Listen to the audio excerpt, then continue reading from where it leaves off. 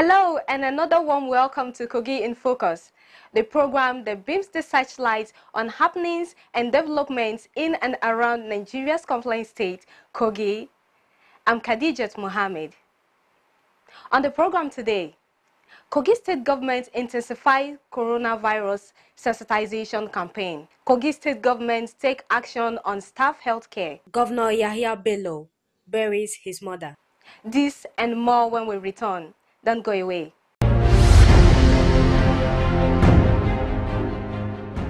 Welcome back. It was a big setback for the governorship candidate of People's Democratic Party, PDP, in the last November 16 Kogi governorship election, Engineer Moussa Wada, as Federal High Court sitting in Lokoja disqualified him over certificate forgery. Justice D.U. Okorowo of the Federal High Court delivering judgment on the suit filed by Femi Peter, a public interest litigator in Lokoja on Wednesday, disqualified Moussa Wada from contesting in the 16th November 2019 Kogi State gubernatorial election. By the ruling, the PDP did not participate or have a qualified candidate at the 2019 governorship election in Kogi State. It was alleged that Moussa Wada forged the certificate of primary education, which he presented to INEC together with his form CF001.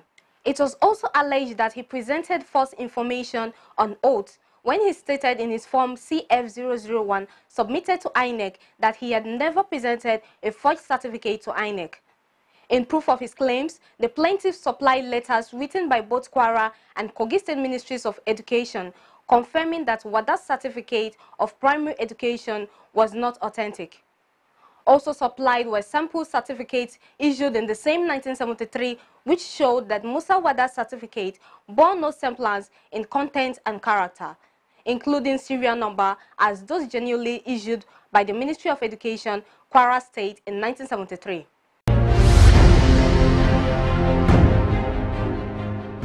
The Kogi State Asheda Media Consult has held the 9th edition of Little Miss Kogi, a children's pageant aimed at ensuring the young ones are intelligent and aware of their rights as children.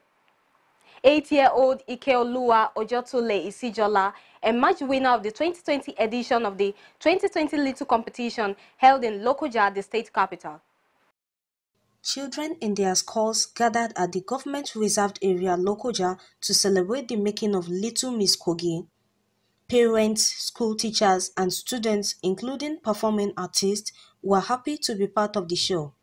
More than 20 children between the ages of 8 and 13 participated in the contest, with 10 making it to the final stage.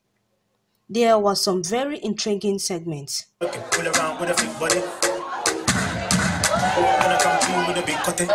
Let's go. Let's see. I know say she want a banana. Okay now. I know say she want a banana. Can you give it to me when I wake up? Say that with the when I wake up. No bad makeup. Come on, I did. I say let's she in a big man. She gonna be. Look at next one now. She wanted the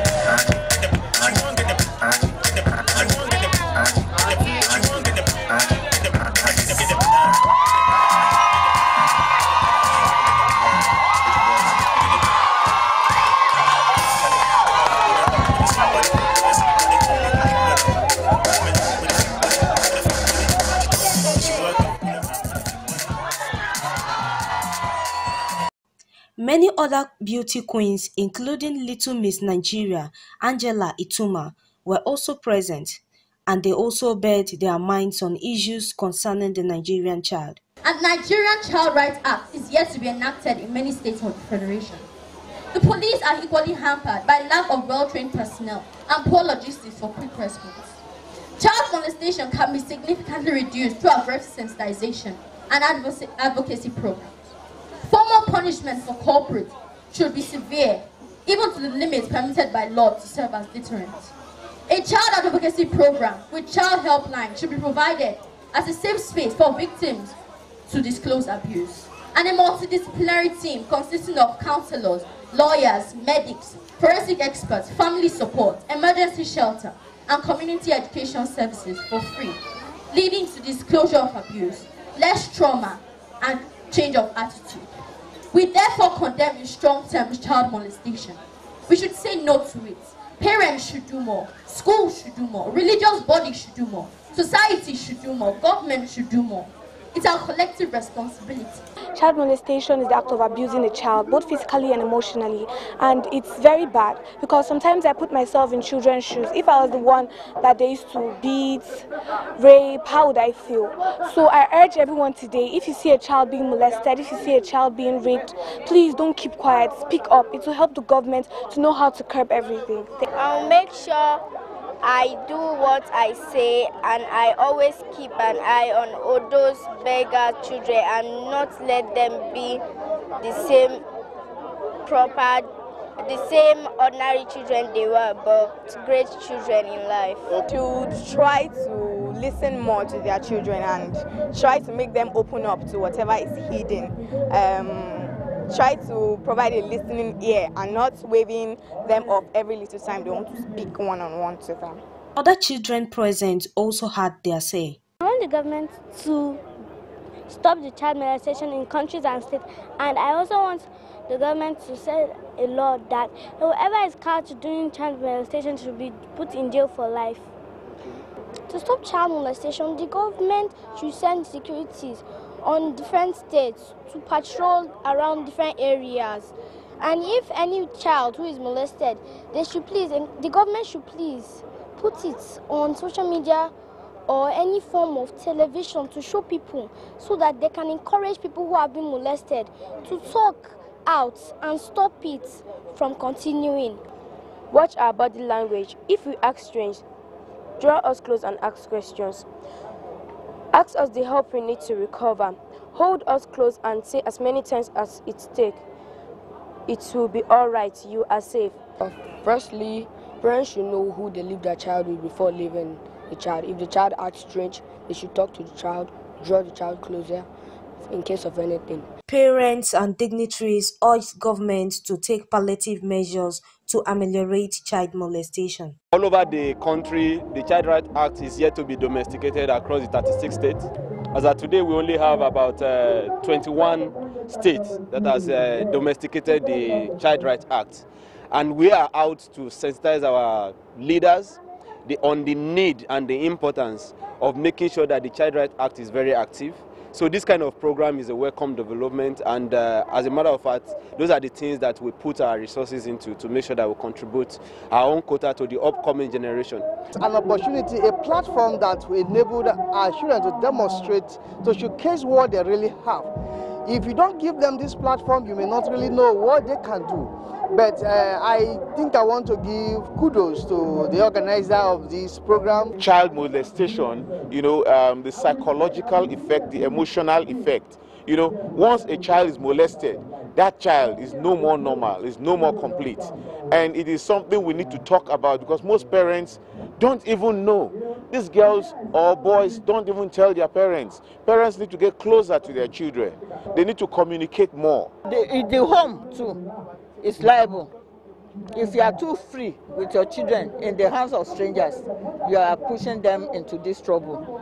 So we have to be vigilant as parents, and the children too should be educated so that they will not go too close to strangers. I encourage them to do more, and we solicit for support, from organizations, from non-governmental organizations, government and all that, because it will go a long way to enlighten parents and to enlighten kids and to enlighten people to know how to handle these things and these issues. The organizer and judges of the competition said it's time to create a better society with children at the center of it all. So we want to go on a massive sensitization and join the effort of the government, to help curb these evil vices in the society. And since the adult mind have been doing their own is not working, I think if the children speaks for themselves, it's going to carry more weight. So that's why we have this campaign going on. I really didn't know we have children that could put so much energy into something like this. But I want to say that you may not be carrying crown today. You are not a loser. Not at all. One of the contestants is 11-year-old Aisha Kudus, who was picked from the streets to school and won the Face of Hope competition.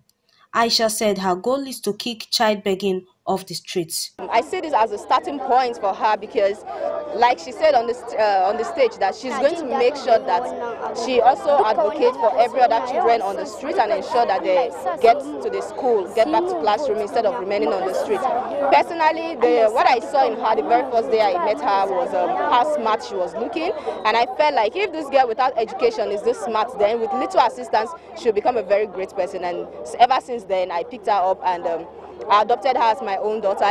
The crowned Little Miss Kogi, Ikeoluwa Isijola from Omala local government area of Kogi East, promised to make a difference during her reign. They should teach children how child molestation is done so that they can stop child molestation. Child abuse and molestation has become a growing problem in Kogi State, prompting the intervention from non-government organizations and the state government through the passage of the Child Rights Act, of which many of these children are looking up to for proper implementation to give them hope for a better future.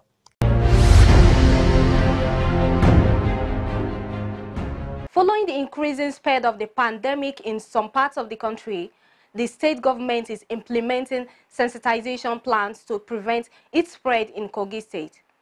A press statement released by the Ministry of Information and Communication described the measures as a wake-up call to shut the doors on the virus that is threatening the globe.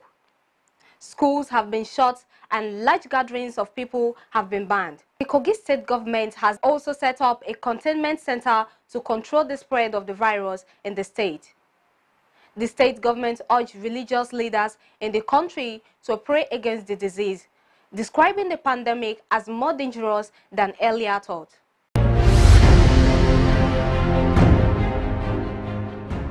The Kogi State government has restricted the number of civil servants coming to work as a means of preventing the spread of the coronavirus disease.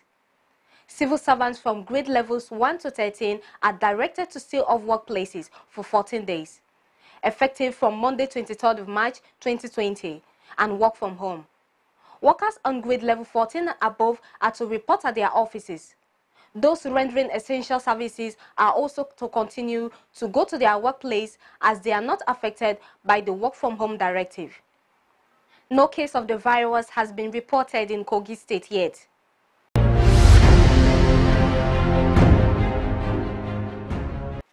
The Kogi State government has taken additional steps to protect the people from the rampaging coronavirus. Governor BELLO issued a directive ordering the closure of all entry points into Kogi State, both land and waterways entry, and transit by any vehicle is subject to successful health check of all passengers. To prevent avoidable delays, which may extend to preventive quarantining, persons with any disease condition which mimics COVID-19 symptoms, including elevated temperatures, should have a medical report from a reputable hospital or medical practitioner explaining their condition before venturing through the state. From March 23rd, all educational institutions in the state, both public and private, will remain shut until further notice.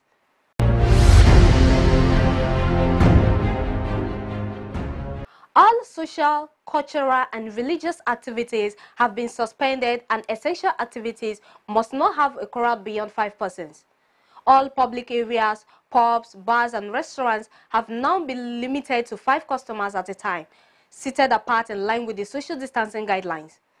Operators and customers have been advised to utilize delivery and takeaway options more during this period. All transport companies, transport unions, and terminal operators must keep a travel manifest for inbound and outbound passengers, especially verified phone numbers.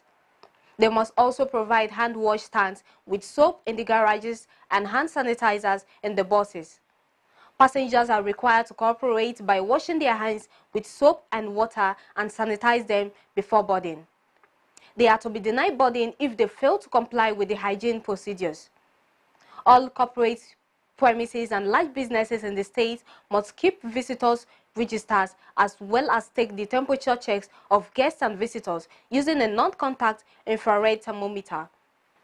Any guest with high temperature above 38 degrees Celsius must be reported immediately. Willful breach of these guidelines the unjustified inflation of prices of any essential commodity, and the making or spreading of fake news or hate speech during this period of trial will be regarded as sabotage and punished accordingly. Members of the public are to report suspected cases of COVID-19 to the Nigerian Center for Disease Control, NCDC, via the given hotlines or to the Kogi State Emergency Center at the numbers below.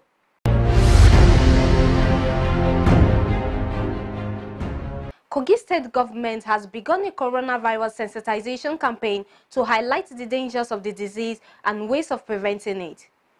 Information pamphlets were distributed across motor parks, other public places, ministries and police stations are the primary targets of the campaign in Lokoja. The State Commissioner for Health, Saka Haruna, said plans are underway for the state government to upgrade its facilities at its Lassa fever isolation centers to accommodate coronavirus cases when they arise. He said the state government has also supported facilities at the Federal Medical Center, Lokoja, and other centers in the state to treat the disease. That we have started today, I really want to appreciate the government of Kogi State to have deployed the necessary material resources and human resources to curtail the spread of this virus. I want to assure you that this is a culture that must be practiced even not only in times of adversity.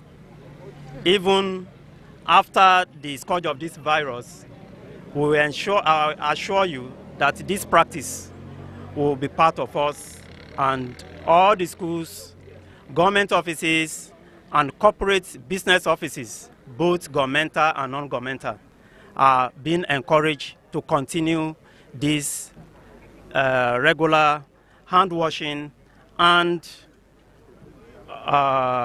personal and environmental hygiene.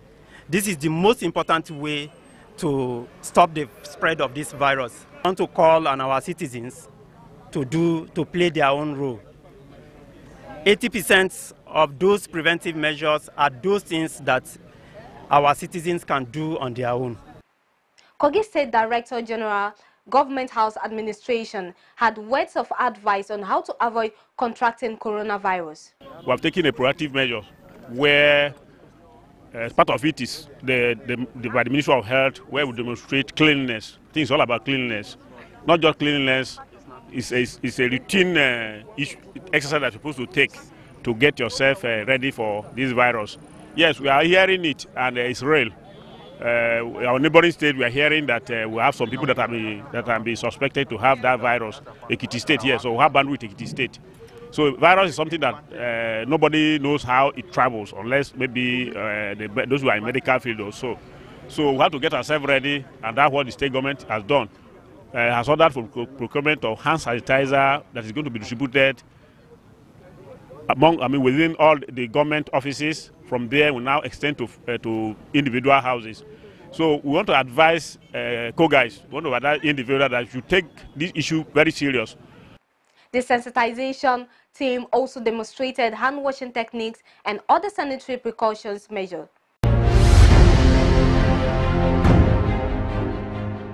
The Kogi State government organized Health Talk seminar for all regular and contract staff of Government House. This is coming on the heels of coronavirus pandemic outbreak and rising cases of high blood pressure. Staff were advised to take proper precaution by making themselves available for routine medical checkups. The seminar was organized by the Director General Government House to ensure the health safety of its staff. The medical personnel highlighted the importance of the health talk. We are doing it for now to ensure that everybody who works in Government House will compulsorily have a regular medical checkup, of which very soon, in the next couple of few weeks, we'll commence it for everybody who works in the Government House to do a regular medical check so that we'll be able to keep a tab on the health status of everybody that works in Government House. Hypertension is managed and is not being cured. Regular exercise, routine follow-up, taking your drugs is enough to manage hypertension. Likewise, diabetes. The secretary to the state government, Ayoade Folashade, also had her say. Especially with the pandemic of COVID-19 all around and Lassa fever all around the nations, there is need for us to guide ourselves to live a healthy life and be conscious of the way we live our life in order to be able to achieve some other things in life. The participating staff members expressed delight with the talk. Should be sleeping at least 6 hours every day, at least 6 hours.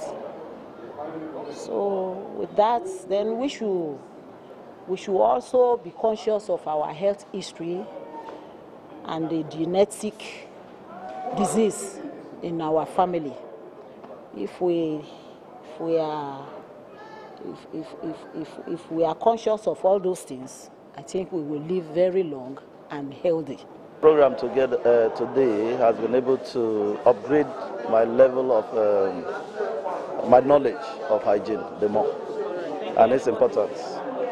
The Director General Government House Administration, Oricha Shaibu, said aside such seminars, the state government will do other things necessary to maintain the good health of the staff. What I've just done is not just our own making. It's a directive.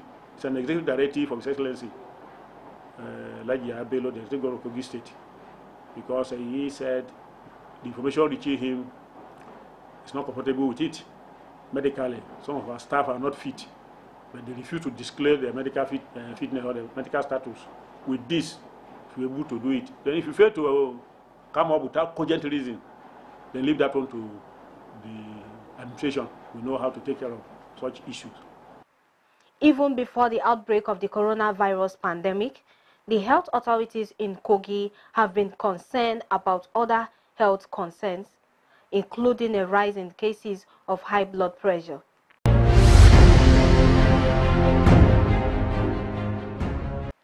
The Kogi State Commissioner for Works and Housing, Engineer ABUBAKAR OHERE, has commended the state government for its proactive measures put in place to prevent the good people of Kogi State from contracting the deadly disease, COVID-19.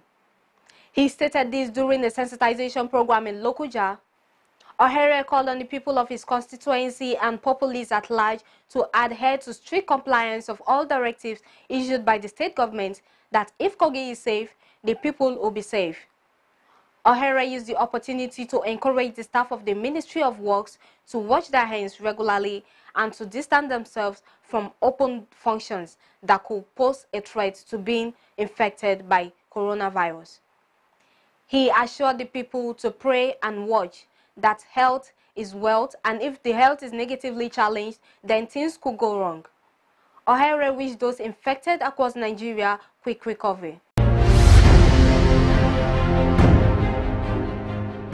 Large crowds gathered in Nagazi town in Okene local government area of Kogi State for the burial ceremony of late Hawa Oziohu Bello, mother of Kogi State Governor Yahya Bello.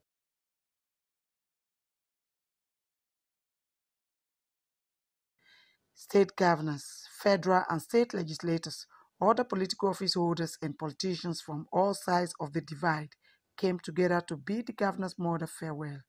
I think the family have every reason to thank God for a life well spent. She left children with great past and yet children with promising future. So for me, I think Mama came, she saw and she conquered the world because she had produced children who are touching lives of people. The family should be celebrating her. They should be celebrating her because she lived very long and she was able to impart positively on the lives of so many people within the environment here and outside, and the children are very successful. On behalf of the entire members of Kogi State House of Assembly, I commiserate with His Excellency the Executive Governor of the state for losing the mother of Kogi State. We believe sometime, someday we will all go, so but the time is what we don't know. And I pray to God Almighty to grant her eternal rest. It was indeed a huge gathering of personalities from within and beyond Kogi State to the normally sleepy Kogi Central town. Governor Bello described his mother as a true matriarch whose legacies will live on. He was consoled by many, especially those who knew Mama Hawa personally. We are celebrating the good life she lived, which has reflected in the children he left. Mama lived a very good life. She was a humanitarian She was a disciplinarian, an uncompromising disciplinarian, and she was a cheerful giver. So she lived a very good life, and it's a legacy that I hope the children would carry on from here. He loves everybody and he has developed so many people. You know, he has mentored so many people in my area. He has sent so many people from my area to Hajj to perform holy pilgrimage. He is ever ready to help everybody. You see, because he has no mind of hating anybody. She was described as a loving and caring person who lived a life worthy of emulation in the way she trained her children. When you see somebody behaving in whatever form outside, it is a reflection of that person's background. That background we are talking about is the mother. Mothers are the makers of home. Therefore, we should rather celebrate the exit of our mother to the great beyond, because God in His infinite mercy has decided to bless us with such a wonderful woman that gave us this wonderful son. It is also a challenge to those of us who are still living to strive very hard to develop our children the proper way. Top Kogi State political office holders and other government functionaries echoed similar sentiments. Even in the holy books, you hear that from their fruit, you will know who the person is. Right? From the governor and all the members of the family, Mama is a good person, and we pray Almighty Allah will grant her a Jannah Firdaus. We have to also use her as a poster for good development, for good home, for good child upbringing. Clothing your children, paying their school fees, providing food for them is not enough. Moral upbringing has to be added. And if you work closely with His Excellency, you will agree with me that it's an embodiment of all this. Later, BELLO, aged 101, died on 15 March 2020 and was buried on 16 March 2020 according to Islamic rites. She is survived by children, grandchildren, great-grandchildren, brothers, sisters, and other relatives.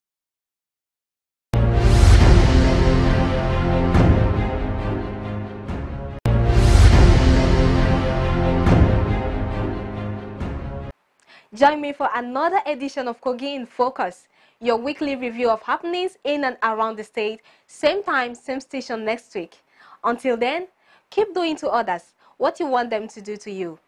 But in this period, stay safe and heed to all guides given you to be prevented from coronavirus. I'm Khadijat Mohammed, saying goodbye.